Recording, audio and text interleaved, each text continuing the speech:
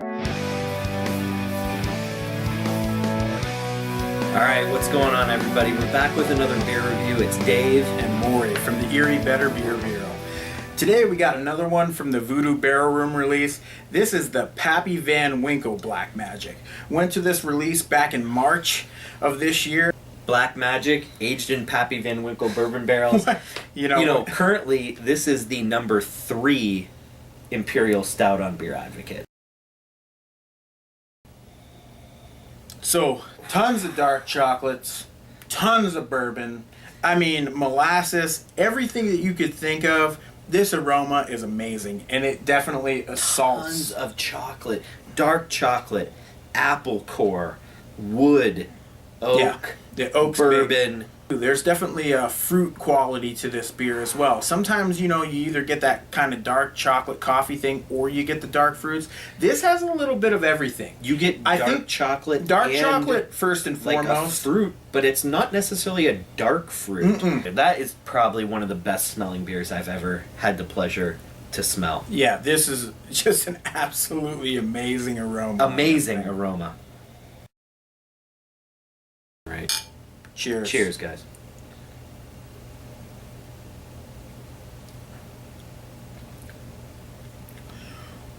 Wow. That is a fantastic beer. Dark chocolates come out at me. A nice kind of sweetness that is not too far behind the bourbon and the dark chocolates for me. Kind of that, I'm almost going to say like a blackstrap molasses type of sweetness in the background for me. What do you think? For the first time in my life, I'm almost speechless. I'm never speechless. That's hard to you know imagine that. for you. This freaking beer is amazing. It's oaky, it's sweet, it's rich. The dark chocolates, even a little bit of that apple kind of is carrying over into the taste. I'm getting huge wood tannins. Huge. I get a ton of that, like you said, like some sort of a molasses character. I'm getting dark chocolate, bourbon. The bourbon isn't overstated. It's so perfect. I mean, this is just one of the best beers I've ever had. Yeah, it's delicious. I mean, not just the best Imperial Stout. This is one of the best beers, period. That I've ever sipped on. It's the first time I've ever had this one. I've had the apple brandy variant, and I've had the Buffalo Trace variant. But this is the first time I've had the Pappy Van Winkle, and it is definitely the best one out of the bunch. This is an easy 4.75 for me. I even toyed with the idea of a 5 in my head. This is a great beer. The only thing that I would critique on it at all, and this is really searching, is like if the mouthfeel was this much higher, I'd have no choice but to go 5. I'd have no choice.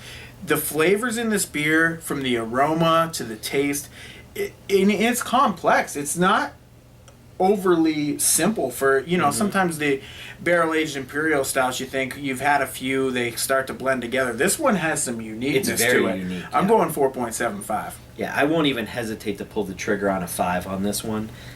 It's a 5 out of 5.